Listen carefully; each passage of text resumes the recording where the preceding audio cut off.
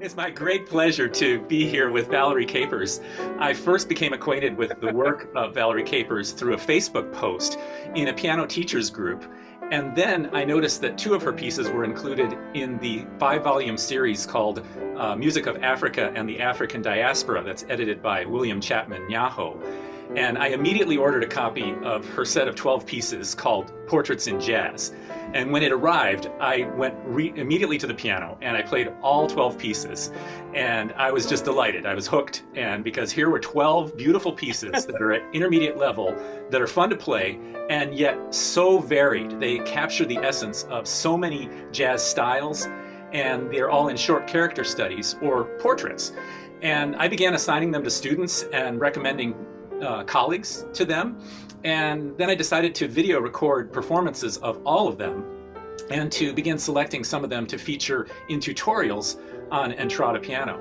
So I reached out to Dr. Capers, and it's been my honor and pleasure to begin getting to know her and to coach these portraits with her and her husband, John Robinson.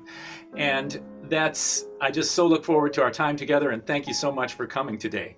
Thank you, and I'm delighted to meet you and work with you, and you're just wonderful. I just have a very positive and wonderful and warm feeling with you. We talk about music, and I'm happy to be with you, and I'm happy to be here today with you. Likewise. So I want to ask you a few questions. You were born in New York City, and you've lived your whole life there. Before you turned strongly toward jazz, you were an accomplished classical pianist.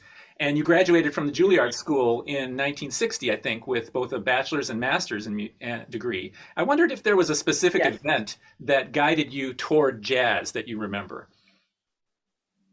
Well, I had a younger brother. Unfortunately, he passed away, and he was musical also. My father was a stride pianist, and he always jokes about the fact that when he decided to get married to my mother said she couldn't marry a musician because he didn't have a good, steady way to keep the household, et cetera, et cetera. So he went into the post office. I know this seems a roundabout way, but he went into the post office where many of the African American men and women went into the post office. And Daddy worked at the Central Post Office in Manhattan, and later became the first supervisor of a section of the post office there.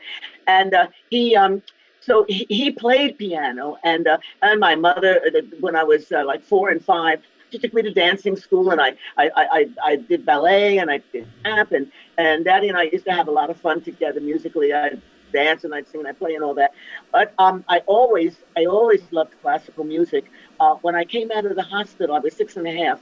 When I left the hospital, I had been in the hospital for about 3 months, I guess. I got the strep throat, and the strep throat was carried by the bloodstream into the optic nerve, and I was a very, very sick child. And so when I got out, of course, Daddy was still playing the piano, and I had a good ear. I could pick out everything. And cousins of my mother sent me recordings of the Nutcracker Suite and Peter and the Wolf. And that was it. From there on in, the whole world of classical began to open up for me. Wow. Well, that's remarkable. As you said, you've been blind since you were 6 years old. How do you think that initially impacted you, including in your music studies? I mean, do you remember, luckily children are resilient and probably can make some changes earlier, but what do you remember was the most challenging thing about adjusting to that change when you came home from the hospital? Well, I hate to tell you this. There wasn't really much of anything. I came in and I picked at the piano. I enjoyed doing that. And I got those two things, and they were just natural. I didn't even start to learn to read Braille music until I was about 11 or 12. I went to the New York Institute for the Blind, which is a wonderful school in the Bronx. The people at the Columbia Presbyterian Hospital, my parents were concerned about would I be able to get a good education or have a normal life or a successful life. And they told my parents about this school. And So when I got out that fall, after being out of the hospital, I went into the New York Institute for the Education of the Blind, and I lived there during the week and came home on the weekends, and I was home during the summer. And I just played that music. I wasn't involved in learning Beethoven or Bach or anything. At that time when I was 7 or 8 or 9 or 10. I loved music. I played a lot of things by ear, and I just loved all music. Listening to the Nutcracker Suite and Peter and the Wolf was just as interesting to me as listening to Bing Crosby or the Andrews Sisters or something. But what happened is when I was 11, I went up to the school had a very large campus, and when you leave the 5th grade, you go up to the upper school, which is like a city block away, and that's almost like another campus from the lower grades. And I got a teacher, Miss Elizabeth Toady, and she was very, very strict. And they told her, the teachers from the lower school, that I had musical talents and so forth and so on. And when she got me, oh brother, it was really something. They told her I had an ear. So it meant that she was very strict with me, and she told me that when she assigned me a piece, she wasn't going to play it for me. I always asked her, well, may I hear it? She said, no, period. That was the end of that. No discussion, no discussion. And then I had to learn Braille music. Now I'm going to tell you, Braille music is the most god-awful thing anybody would ever have to learn. I'm just grateful to the good Lord that that we do have a Braille music. And when I think of having access, to the Bach Preludes and Fugues and the Beethoven sonatas and Mozart concerti, et cetera, that to have access to those things is truly a blessing. But it is very, very difficult going. What happens is that when you read Braille music, it's like a person who learns to speak a foreign language and to do it fluently and not have to speak French and think English first in the head and then speak the French. They can just do it. All the signs for in Braille, the letters of the alphabet, and then they had contraction signs because Braille takes up a lot of space. I remember they had the unabridged Webster Dictionary in our library, and it was almost like a half a block long in a hallway in the library, and the books were from the floor to the ceiling. That's remarkable. I'm just, my mind is spinning with how challenging. I know it's so complicated. But once you get once you get in it, and remember now, everything with us is like with hearing and touching and movement. That's as difficult as it is, and it's hard when you start to learn to read the music, so forth and so on. You've got the fingering, you have the dynamic markings, you have all sorts of things. The right hand is above the left hand, and what you do is I remember when I was in high school, I was invited by the United Nations to be on a committee to try to unify the Braille music, because in different countries they did it different ways. In America, they did it what they call bar by bar, with the right hand over the left going each measure.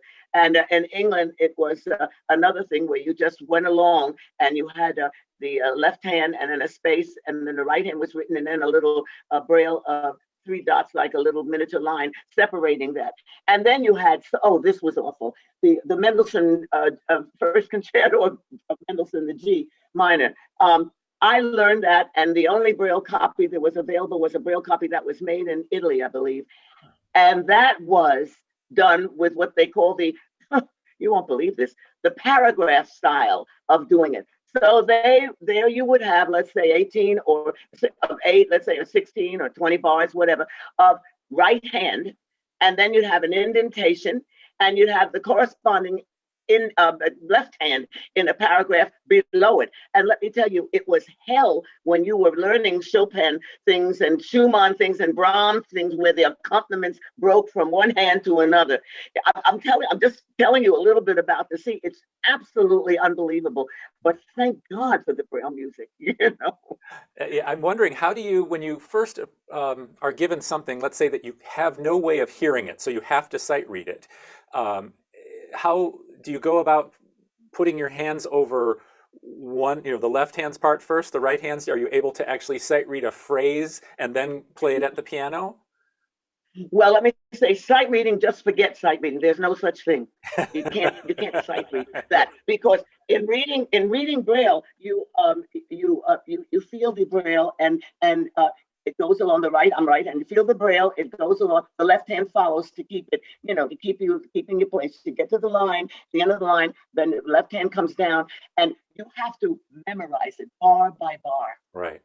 Bar by bar. The only thing that kept me fast in learning was I had a good ear. And when I started playing pieces that I'd heard since I was a kid, putting it together made me do it faster. But I really became I really became an expert in reading Braille music. But it is quite a challenge. And when I went to the Juilliard School of Music, then there's no such thing as sight reading. When I went to the Juilliard School of Music, my first year was a little bit more difficult than the following years, because with every summer that came after followed any year that I had at Juilliard, I had to learn the repertoire in the summertime. There was no way that I could work on the pieces that I needed for the examination at the end of the year, because I was taking an academic track. And then, of course, I had all the other musical things, the theory things. So there was no way. I had to learn. I had to decide, talk with my teacher Mr. Freundlich, and he was wonderful. And I had to talk with him at the end of the season. And we talked about what I would learn and what I'd like to learn and what he'd like me to learn. And then I spent the summer working on that. That's extraordinary. I mean, it's really, when I hear you talk about it, it becomes so obvious for me as a sighted person to realize how much I take for granted, and just how long that would take for you to actually, the extra amount of time to do your academic studies and to pursue everything that sighted people take for granted. That leads, I'm really eager to I have questions about the music that I really want to ask, but I really want to follow this up because I'm fascinated by perception, and I've been fortunate to know other people who have either legally blind or completely blind, and also observing. It seems that other senses are more highly developed, and in musicians, ears, of course, are among those. But I also want to ask you, in terms of your perception, especially in our society today, there's a much more vigorous sort of discussion centering around, I almost don't want to say race, because race is a construct, because it's been shown that everyone is of the same race, but we do call it racial discrimination when somebody experiences bias based on the pigmentation of their skin. And I'm wondering if you were more attuned to that, or less, if you felt because you have another, but with your disability, with your sight, how did that affect you? I mean, what are your memories of interactions that might have taken place around race that you were aware of, either from yourself or in observing people around you? Well, it's amazing that you asked me that, because I did have one dramatic time when I was in high school. I should say that when I was at the Institute, there weren't many African Americans, which we didn't call ourselves that. We called ourselves colored people at the time. And I was, there might have been maybe 3 or 4 African American girls in the school, and on the boys' side, maybe 5 or 6 or something. Not even a dozen. Not a dozen of or any more than a dozen of us in the African American. And there were others. There were people who came from later on, when I was in grade school, people who came from Puerto Rico, and then we had people who came from Europe. Also, I remember a couple of young people who came when the war was starting and all the different things were happening. And but something dramatic really happened for me, and it took a lot of. It really took a lot of courage, but I was so I was so determined. In 1951, the school was invited to go to Washington, D.C., and we had a very good high school chorus, and we were going to sing some concerts and all that sort of stuff, and I was going to play. And I remember that I was very upset, and a girl named Annie Laurie, she was in high school there, and she came from South Carolina. And Dr. Frampton, who was our principal, announced that we had gotten this invitation, and he said, and I'm sure all of you are familiar with the segregation system, and he said, and I just want to say that if anybody says that they're not going to go to Washington, then none of us will go, and none of us will have the trip and the experience. And I remember Annie Laurie and I were sitting in the same row in assembly. We had assembly meeting before the school started, the lessons, the classes. And she got up and she said, well, I was born in South Carolina, and I understand the segregation situation, and I would not allow that to keep me from going to Washington to have this wonderful experience. And then I got up. And I remember, and I was always active in everything in school. I loved everything I did, the music, the studies. I organized concerts and all sorts of special variety shows with pop music and all that sort of stuff.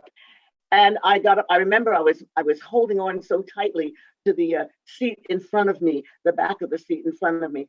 And I just very calmly said, well, I didn't grow up in the South, and I don't like the segregation system, and I will not go. And you heard that because they were thinking, oh my God, you know, one of our best altos, oh, she's not going to play. My piano teacher was from Valhalla, South Carolina. And she was a wonderful teacher, but there were problems. She was very upset with me about it. And up almost to the point where they were going to leave, somehow they thought I was going to go. And they were leaving the Wednesday after, I'll never forget it, the Wednesday after Easter that year. And so I went to school, back to school on the Monday, and my friends were there and they had their extra clothes and the suitcase and everything to go. And I was practicing. I had a practice period before my lesson. And I remember my teacher came to the door and she said, well, I think we can start the lesson a little earlier so that we can go over the things that you're going to have to play when we go to Washington, with her slightly tinged South Carolina accent. And I said, but, and she kept talking. And finally she finished and she said, yes. And I said, but Miss Toady, I am not going. She said, you are not going? And I said, no. And she closed the door. And that was the last thing she said to me until she came. They all came back from Washington the following week. You know, it was, and I'll tell you, it was really, and it was quite dramatic. And my parents were wonderful. You know, my mother and father said, well, you know, if you wanted to go, we would not stop you from going. She said, but since you are not going, we just want you to know we support you 100%. And I appreciated that.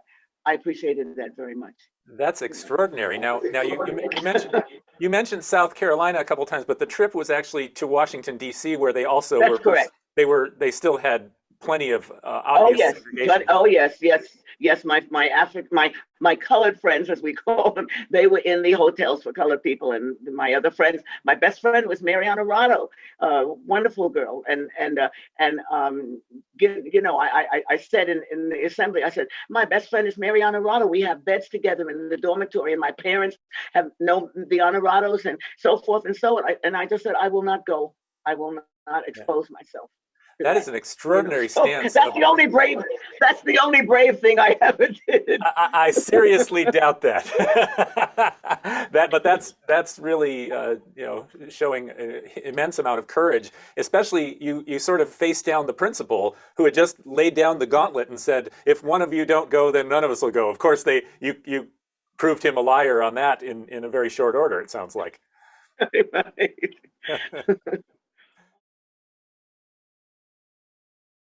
So, you know, a lot of classical pianists, classical musicians, I think, make the mistake of just lumping jazz into one big category, and they think, oh, it's jazz, when in fact there's so many different styles and subgenres. And you've created these 12 portraits, and most of them actually specifically reference a person in some way. But I'm wondering first, how many of these people, did you know personally any of them? And if not, how many of them that you actually attended concerts of? Because I'm pretty confident that there's at least a couple of that. Is that true? No, I met Ella, and I had a visit with her one time, and that was that was a delight. Ron Carter, I knew. Now Ron, of course, was a very successful bass player, and I was a teacher, and and I'd come to the places where he played, and we'd talk and we'd visit, but we didn't hang out or anything like that. Of course, Parker I didn't know, and John Coltrane I didn't know. I would have loved to have met him, and I didn't meet Billie Holiday either. Well, I know this. Waltz for Miles, I didn't meet Miles either, but the music was so personal to me, and so important to me when I began to get interested in it. My brother is the reason for me being interested, because he was a wonderful saxophone player, flute player, and he he loved the music, and he made me feel very bad, because he kept saying, you play all the European music and you don't play anything of our music and our tradition and blah blah blah blah. And so I decided, well, let me get myself into this a little bit. So that's really how. So I would say I didn't really meet any of these people who and had any Marion McPartland. I knew, again, we didn't hang out. They were working all the time. I was like a teenager or something like that, going to hear them and starstruck and, all of that stuff. But as I got older and loved the music and appreciated the musicians and felt very upset about material that's out there, that had been out there and didn't reflect this wonderful music the way it should be. And I thought about teachers who might be in areas where they would like to try maybe to teach something with a student, but didn't know how to handle it or how to make a suggestion. So I figured that I would do something about it. And that's what motivated me to write the pieces. When I finally decided I wanted to play some jazz, I had to stop playing Beethoven and I had to stop playing Mozart. And I had to spend those hours trying to get a technique, also to listen to the people who play. And that took up all my time. And that was a strange thing. And I felt very uneasy about that, because all my life I was playing classical music. But I really had to sit down and decide on whether I wanted to get into this. And I decided I did. And of course, I was cajoled by my brother, Bobby, who was a fabulous musician, but he grew up with the passion for jazz. And he used to just say awful things to me about how I should get the jazz is part of my root heritage and I don't do anything about it. And I blah, blah, blah. And he went on like that. So then I said, well, let me see. So I worked very hard. I worked very hard to get myself into being able to improvise and to play the music. And I'm not sorry, but it took a toll. I mean, I couldn't do both. I couldn't do both like that. When I was trying to get myself to play the jazz, I couldn't play the things I was used to playing, because I needed the time. It took up as much time as it took up for me, let's say, to practice Beethoven's 110 sonata or the wonderful toccata in D major Bach. I mean, all those things, Mozart concerti. I mean, it just took time. How long would you say it took after you graduated from Juilliard and your brother kind of prodded you to immerse yourself in jazz? Would you say there was, like, what kind of period did it take where you self-identified as, I am a jazz pianist now, I'm a jazz musician? Oh, I hate to tell you this, you probably wouldn't want to hear it, but I would say maybe 20 years. Yeah, no, I have no judgment at all. Well, I wasn't I was not a child prodigy. I wasn't exceptional. I wasn't exceptional technically. I had the technique that I could work on to strengthen me and to be able to play what I wanted to play. I had a very good ear, and one of the things Miss Toady, as I told you about, my teacher, she didn't want me to fall into getting things by ear, but really to learn to read the music and so forth. But I had to do it that way, because I didn't feel secure about a lot of things, and it took me more time. Not because I can't see that it took me more time. It was dealing with myself and my confidence and what I felt I could do and what I couldn't do. And then when I got along to a point where maybe I could try out a gig, nobody wanted to play with me, because I had just started out, and all the guys in my neighborhood, like my brother and all of them were hip jazz musicians, and they were playing since they were teenagers and all that stuff. And they were hustling around trying to get gigs.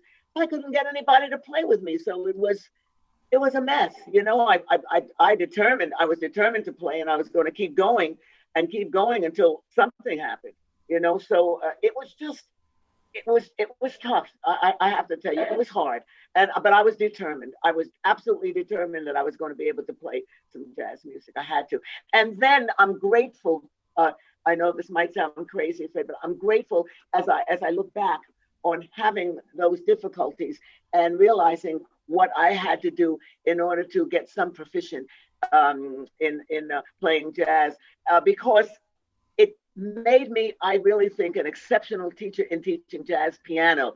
I got lots of people who came to me over the years who wanted to play, who didn't really know how to organize their practice and their interests so that they could see a result, and so that they could feel that they were really learning something.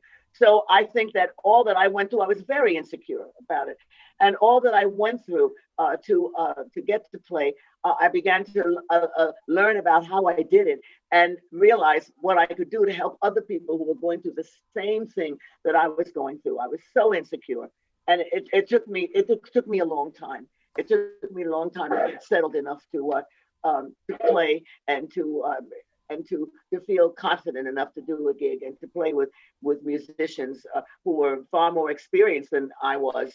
But it was worth it. It was worth it. I think I'm noticing something that that you revealed something right now, a couple things, and including what you told me the other day, that the portraits in jazz actually date from the late 70s, and it sounds like that's around the time that you were starting to assume the identity of a jazz musician. You're right. Fully. And also, what you just said that's really interesting to me is that you realized that you had a gift for teaching this in ways that perhaps other people didn't. And so maybe your classical background and this struggle that you went through actually ultimately helped you to express things better. And then you also came out with these beautiful pieces around this time as you were sort of coming into your own. Is that fair to say?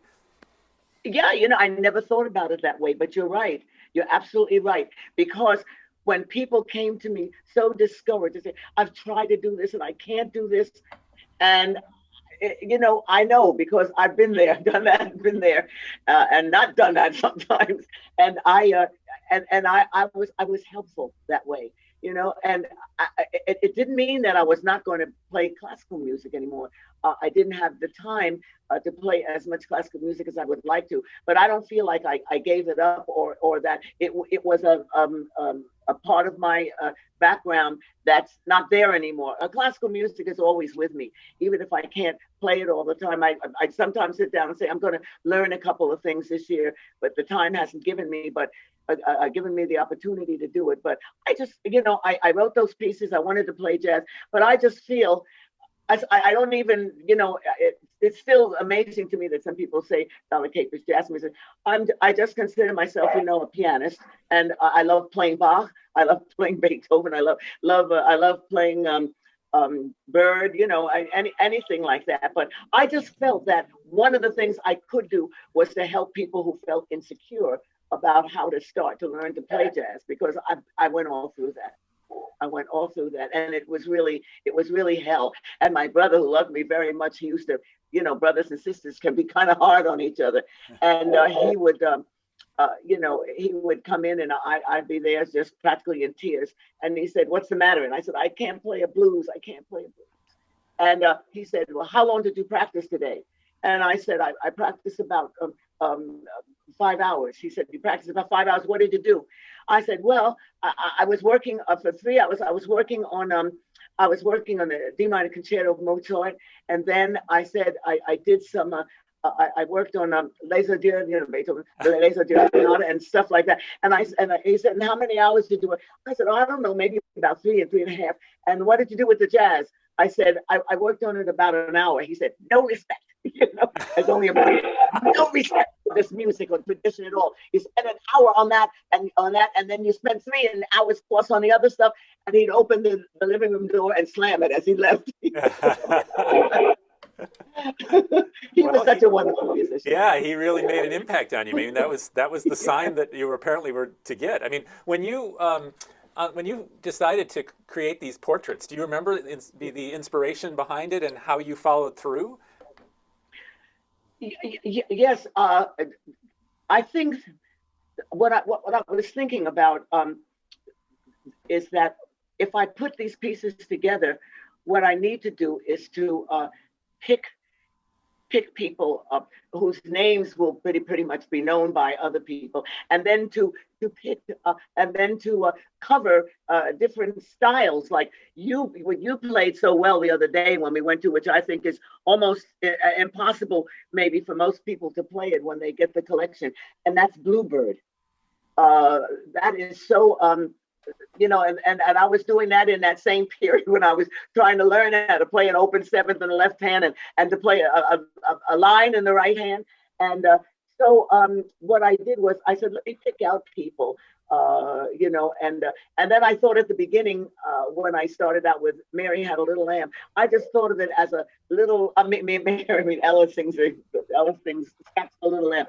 I thought of it as being just a little two-part invention, with the lines going in the left hand, and the melody of Mary Had a Little Lamb with certain little expansions in places. That would be that was my thought process.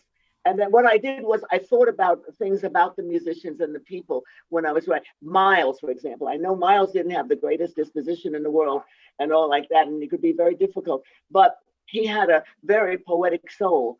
And he played lyrical things very beautifully. And so when I did the Waltz for Miles, that's what got me into that. And even though I didn't really know him at all, and Blues for the Duke. Some of those harmonies, for example, Squeeze Me, when he does that with his harmony, and he's got the, if I remember right, the brass singing with mutes, and I could hear them playing. They were playing in 3-part harmony, and I said, oh, maybe I'll do this, make it a blues, and do it, and call it Blues for the Duke. So it was that, and then. Ron Carter, I was excited about. I said, I've got to do one of these things too, the Taste of Bass, because in it, I called the bass, if you remember, I called the bass one of the unsung heroes. He was part of the rhythm section, and have them play a little bass line opening, da-da-da-bum, da-da-da-da-da-da, and then to have them hear how the bass works with the what we call the walking bass, and how the right hand punctuates the walking bass, playing the chord on the offbeat, up, up, up, up. And that, I think, is a very important piece for demonstrating the rhythmic energy of jazz, the energy of the beats, of the measures. And I don't mean necessarily the syncopation. I just mean the energy of 1, 2, 3, 4, instead of 1, 2, 3, 4, and 2, and 3, and 4, and 1, 2, 3, and 4, and 1, 2, 3, 4, 1, 2, 3, 4. So the thing is to get an idea and a feel of the energy of that rhythm, I thought was very important. So it was things like that. As I said, the Bluebird, as I keep saying, he played so well. It's technically difficult. I had to sit down and practice a lot before I could play it. The Cool Train. I tried to make it sound as busy as possible, as advanced as possible, with ideas coming in, ideas just floating in, one thing after another. So the ideas had different patterns, and the ideas had different rhythmic feel to it, which you did so well. And so that's why I did that. Let me see, Mongo Santa Maria. I love Mongo. He was Cuban, and my brother worked with Mongo for a long time. He was with Mongo when his big pop thing, Watermelon Man, came out years ago, which was a composition written by Herbie Hancock. And so Mongo, Bobby played a saxophone with Mongo's band, and he worked for several years with him. And so the Canción de la Havana, I like the idea of having that Spanish, rhythm coming, da-dum, bum, ba-dum, bum, bum, ba-dum, bum, ba-dum, bum, bum, which is a Nigerian, actually. And and then in the middle of it, I know you remember, Frank, like da da da da da da da da da da da da. That's that kind of a Latin feeling with a melody feeling harmonized in thirds, and then back to the rhythm like that. And when the left hand goes boom, boom, boom, boom, boom, boom, boom, boom, boom, boom, boom, boom, da da da da da da da da da da da da, boom, boom, boom. When you hear the bass going boom, boom, boom, and you hear the da da da da da da, the whole polyrhythmic relationship of melodies and rhythms in Latin music is a mind blower. It's just an absolute mind blower. And it was, and I was trying to get myself together, as you say, in that time.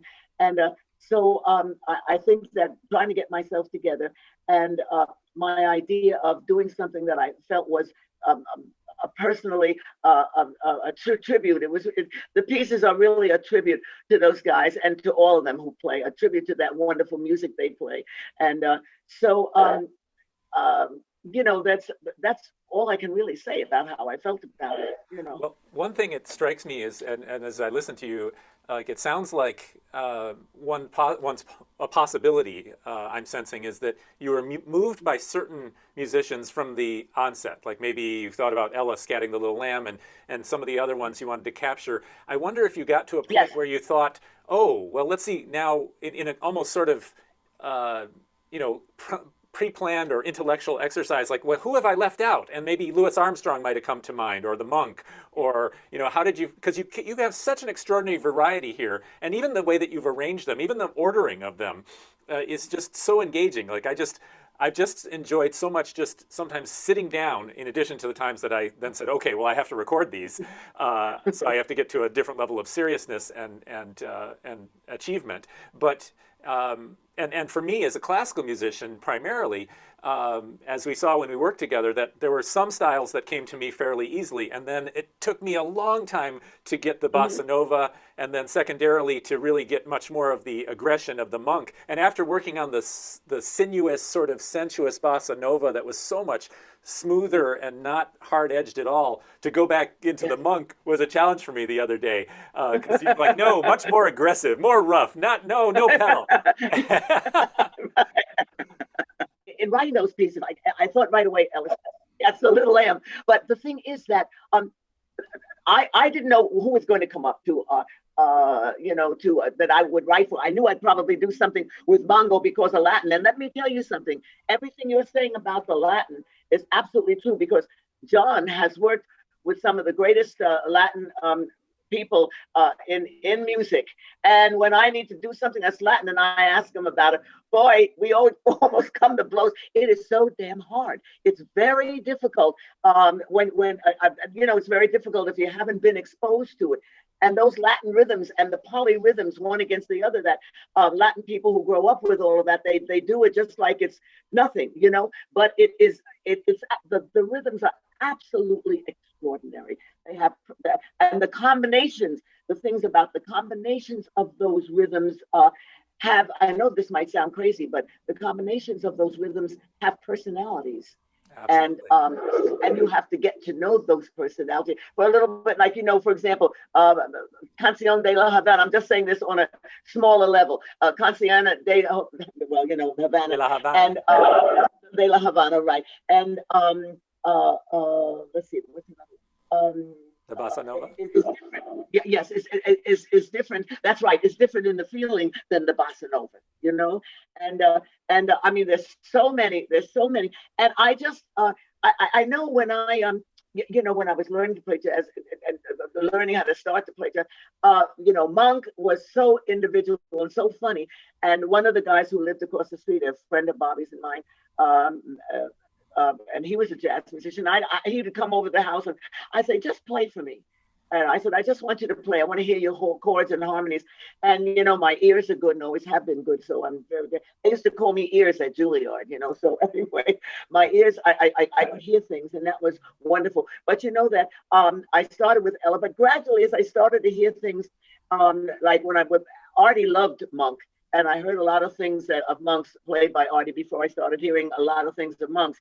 And so that made me feel that I wanted to do something that had to do with Monk, And so those are the things that happened. And the bass, and realizing how important the bass was in playing with a trio, and the bass and the drums.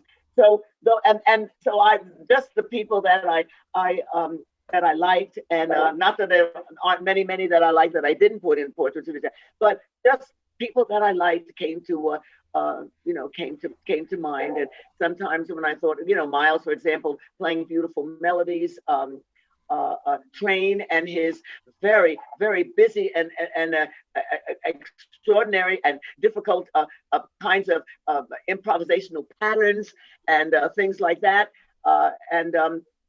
All those things appeal to me. And I felt that some way I'd like to get them into pieces. And the thing that's made me feel so good, Fred, is that everybody and I mean, the book was sitting there and I hadn't done with it at all. And I didn't know where to go with it or what to do with it.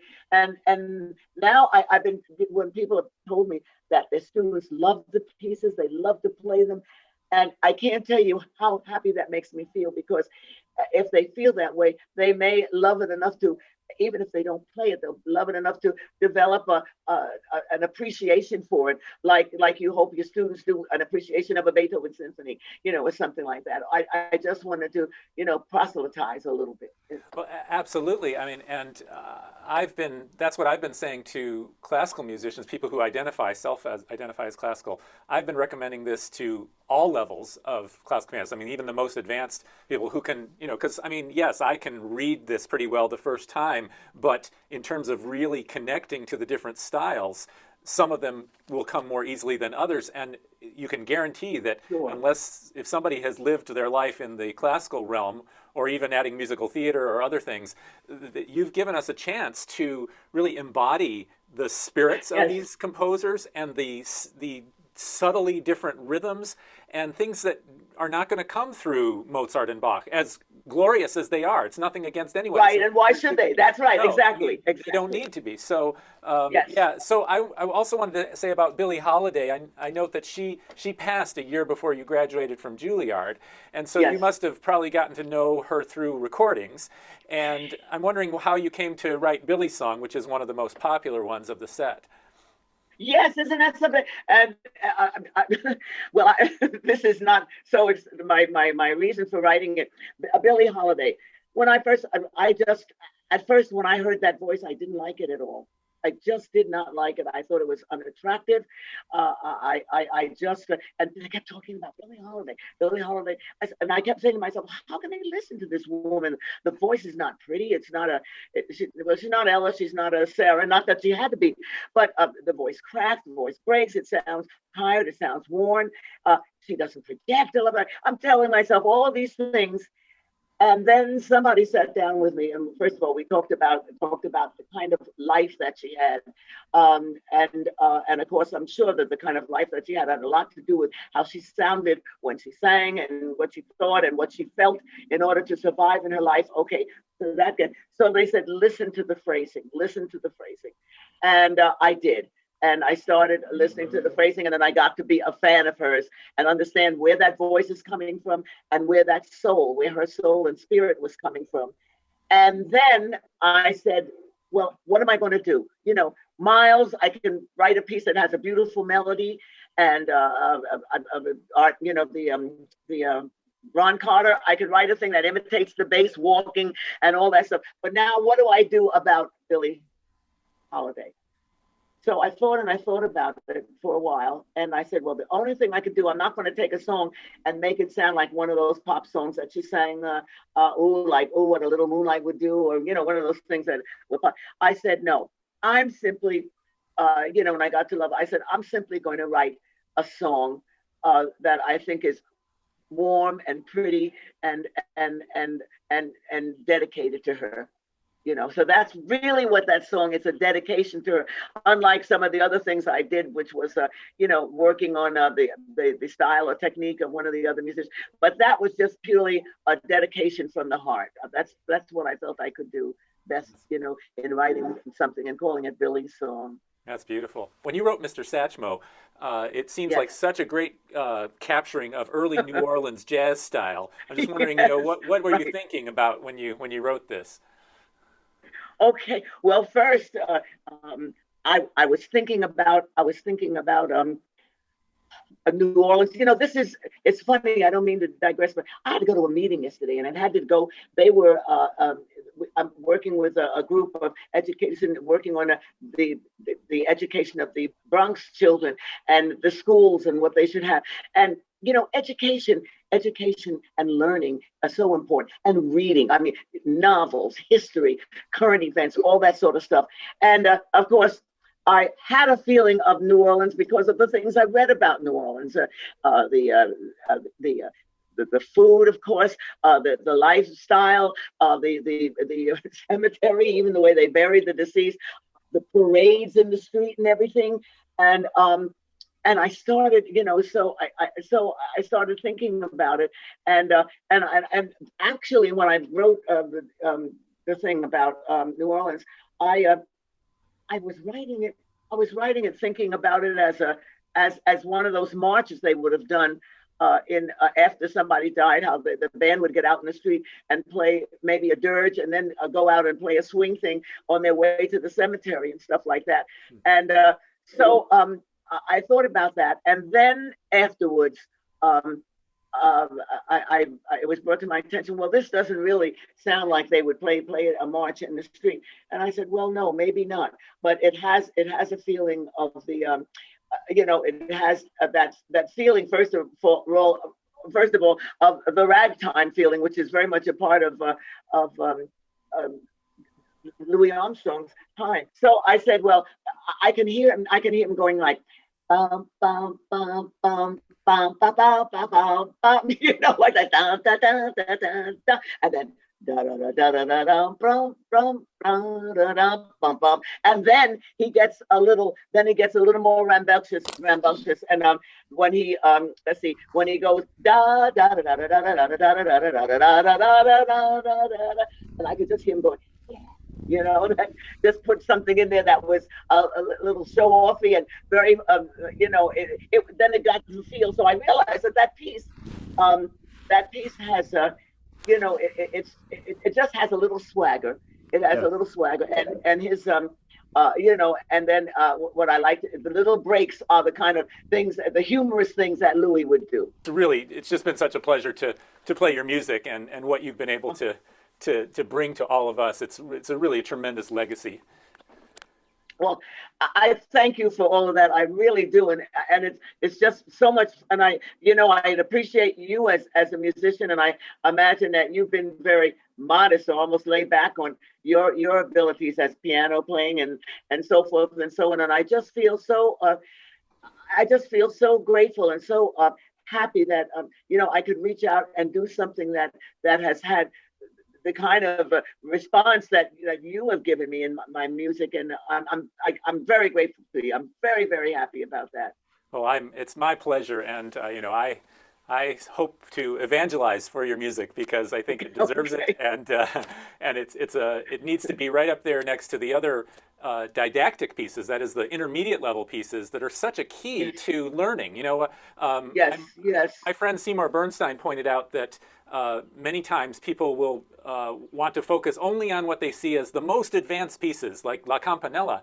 And he said that he insists on teaching concepts through intermediate level literature so that probably, exponentially more people will reach it, and the same concepts apply to the most advanced musical concepts. And that's where... That's correct. That's right. I know as a musician, when I was younger, I was 18 or 19, I didn't want to play anything intermediate because it was too easy. Well, little did I know how important it was. I remember my undergraduate teacher, he assigned me a wonderful Beethoven Sonata, Opus 14, number 2, probably the second week. And I thought... And I thought it was too easy, I love that sonata. And it's beautiful. I've assigned it since then, even to a master's student. But I had this idea that it was easy. So what did I do? I went and memorized it, the whole thing, the next week, and I came and performed it for him, and he got the message. I was basically throwing down the gauntlet, like saying, what else you got to throw at me, right? I was so immature. and so he assigns me Opus 90, which was probably too far ahead of me. And it was, it was a good vehicle for me to go through. In an awkward key, thank you. Exactly. But I mean, my point is that the mindset, I think, is pervasive, even of people who may be much older than, I was clearly immature and didn't understand that I was Opus 14 number 2 was probably the perfect piece for me at that time to study. But it Yes, also goes with yes, pieces that are yes. easier still, and even things like the portraits in jazz for somebody who has already played major Beethoven sonatas or Chopin scherzos, etc. I know so many pianists who have played that or La Campanella who would really struggle to play portraits in jazz well, even if they could learn the notes pretty well. Right. And that's Yes, where I think it's yes. really incredibly valuable what you've given us. Thank you so much for uh, arranging for us to get together like this, and for the enthusiasm that you've extended to me on the music. And I'd like to consider that we are friends, and I'd love to keep in touch with you and find out what you're doing and so forth and so on. And this has been a really memorable afternoon for me, and I appreciate it very much.